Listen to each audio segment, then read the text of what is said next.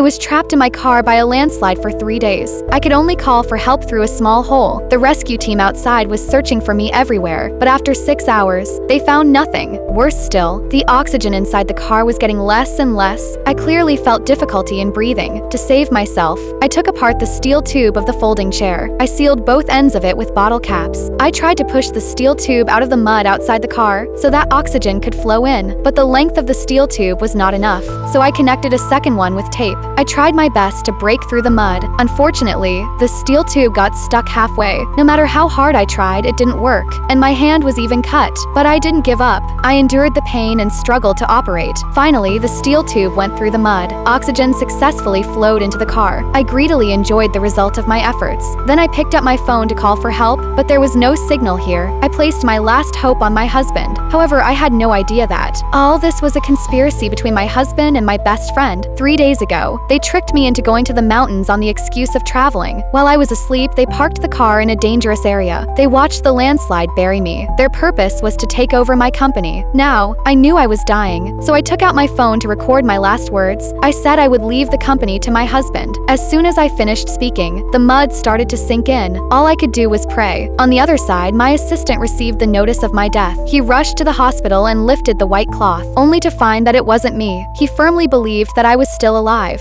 so he reorganized the rescue team to go into the mountains again. But what they didn't know was that moment, I had already climbed out of the mud with my strong willpower.